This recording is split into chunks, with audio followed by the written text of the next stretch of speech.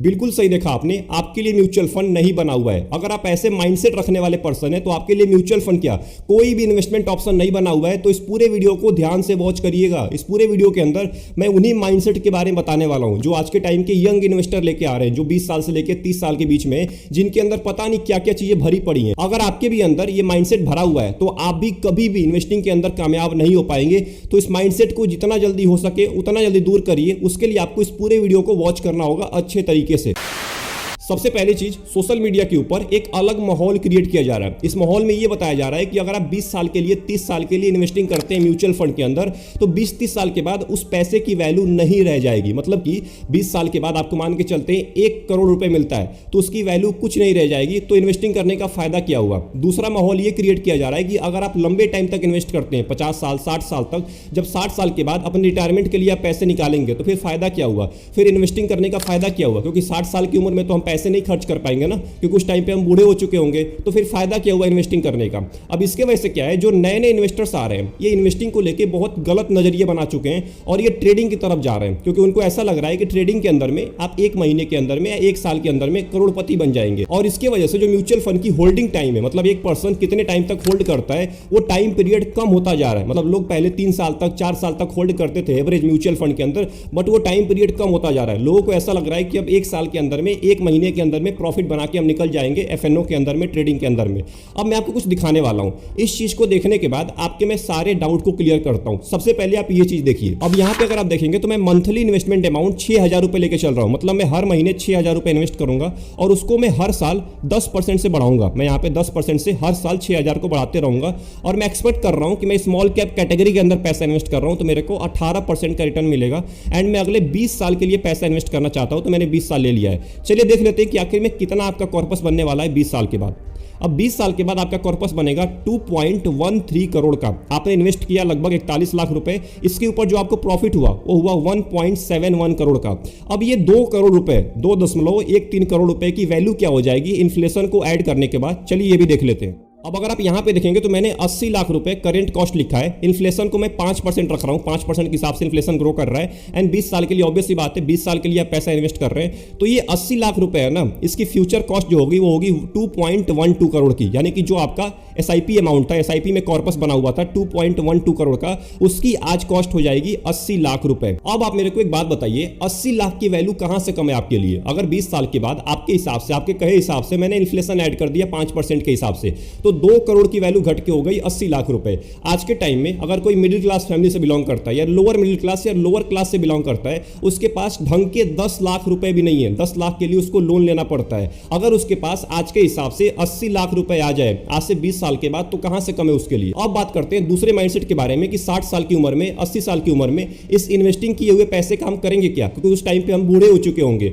अब देखिए मेरा यहां पे सिंपल जवाब आपके लिए, आपको 60 साल तक और 80 साल तक सारे पैसे इन्वेस्ट नहीं करने हैं। आपको सारे पैसे में इन्वेस्टेड नहीं रहना है। आपको कुछ पैसे को 20 साल के बाद या 15 साल के बाद निकाल लेना है अपने नीड्स के लिए। आपको मैं ये नहीं बोल रहा हूं कि आप अपने सारे पैसे को उठा के 60 साल तक या 80 साल तक इन्वेस्ट करिए। आप 20 साल के लिए भी कर सकते हैं, 30 साल के लिए भी कर सकते हैं। कुछ पैसे को आप 20 साल के बाद निकाल लीजिए, बाकी जो बचा हुआ पैसा है उसको इन्वेस्टेड रखिए लंबे टाइम तक। ये कहने का मतलब होता है। ये कहने का मतलब नहीं होता है कि आप अपने सारे पैसे को उठा के 60 साल तक इन्वेस्ट करिए। तो अगर आपने यहां तक वीडियो वॉच किया है तो कमेंट बॉक्स में जरूर टाइप करिएगा कि आखिर में आपका क्या ओपिनियन है इन दोनों माइंडसेट के ऊपर जो मैंने आपको बताया है। अब आते हैं एफएनओ वाले के ऊपर, जो आज के टाइम में बहुत ट्रेंड में चल रहा है। बहुत सारे लोग आज के टाइम पे बोल रहे हैं कि आप इन्वेस्टिंग मत करिए, ट्रेडिंग करिए। 1 साल के अंदर में, 1 महीने के अंदर में या 2 साल के अंदर में आप अच्छा खासा प्रॉफिट बना लेंगे एफएनओ के अंदर से। अब मैं आपको वो डेटा भी दिखा देता हूं फिर से। आप फिर से डेटा देख लीजिए सेबी का। 89% ऑफ द इंडिविजुअल ट्रेडर, यानी कि 9 out of 10 individual trader in equity FNO segment incurred losses with an average loss of rupees 1.1 lakh during 22, whereas 90% of the active trader incurred average losses of 1.25 lakh during the same period। अब आप मेरे को एक बात बताइए, आप 1.5 लाख का, 1 लाख का लॉस करने के बाद कैसे प्रॉफिट जनरेट कर पाएंगे और कैसे अपना वेल्थ क्रिएट कर पाएंगे।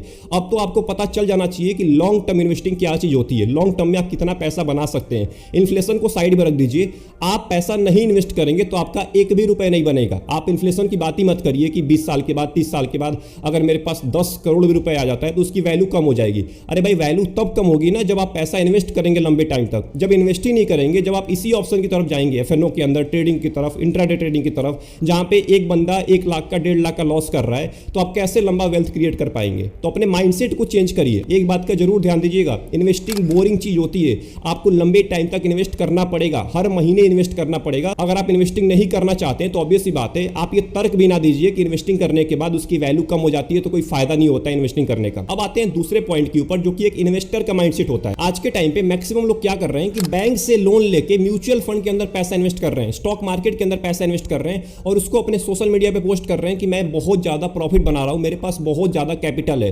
ये आपकी सबसे बड़ी बेवकूफी होने वाली है। इससे आपका क्रेडिट स्कोर भी जाएगा और आपका हो सकता है कि आपकी जो एसेट है, जो आपने बचा कर रखा हुआ है, वो भी चला जाए। क्योंकि क्या होता है ना कि बैंक के अंदर आपको फिक्स्ड इंटरेस्ट रेट पे करना पड़ता है। अगर आपको 12% पे लोन मिला है तो आपको 12% पे करना पड़ेगा। म्यूचुअल फंड में कोई फिक्स्ड रेट नहीं होता है, यहाँ पे फिक्स्ड इंटरेस्ट आपको नहीं मिलता है एफडी की तरह।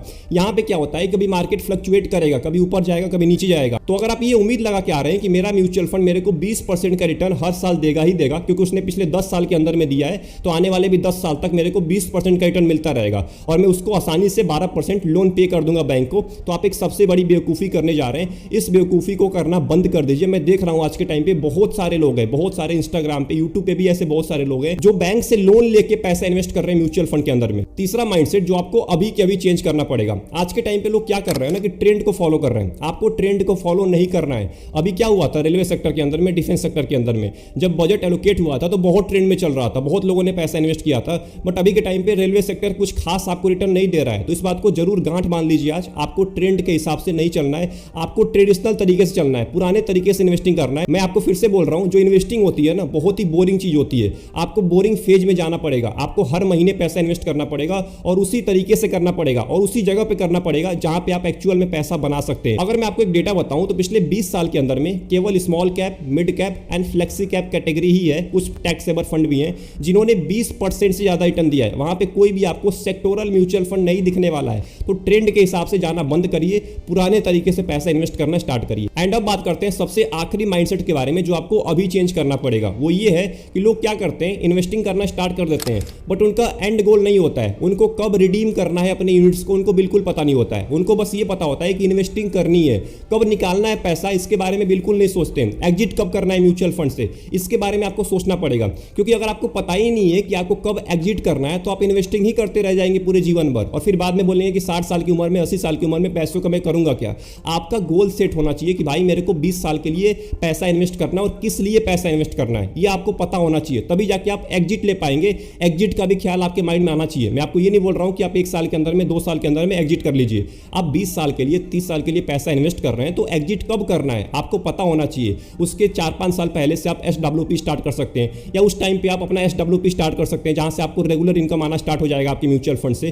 तो ये चीजें आपके माइंड में चलनी चाहिए, तब जाके आप अच्छे इन्वेस्टर बन पाएंगे, लंबे टाइम तक पैसा इन्वेस्ट कर पाएंगे। तो इस पूरे वीडियो को बनाने का केवल मेरा एक ही मोटिव था कि आज के टाइम पे जो यंग इन्वेस्टर आ रहे हैं 20 साल से लेकर 30 साल के बीच में, जो अपने 20s के अंदर में, वो बहुत गलतियां कर रहे हैं, बहुत गलत माइंडसेट लेके आ रहे हैं। और अगर आप ऐसे माइंडसेट रखेंगे तो आप कभी भी इन्वेस्टिंग के अंदर कामयाब नहीं हो पाएंगे। आप कितना भी कोशिश कर लीजिए, कितना भी आपके पास पैसा हो, आप अगर ऐसे माइंडसेट लेके आने वाले तो आप कभी भी कामयाब नहीं हो पाएंगे म्यूचुअल फंड के अंदर या स्टॉक मार्केट के अंदर। तो आई होप आपको पूरी वीडियो पसंद आई होगी। अगर आपको पूरे वीडियो में कुछ भी सीखने को मिला, वीडियो को लाइक कर दीजिएगा एंड चैनल को जरूर सब्सक्राइब कर लीजिएगा। आपका क्या ओपिनियन है इसके ऊपर, इस माइंडसेट के ऊपर, कमेंट बॉक्स में टाइप करना मत भूलिएगा। मिलते हैं एक और इंपॉर्टेंट वीडियो में, तब तक के लिए अपना ख्याल रखिए। Best of luck, take care.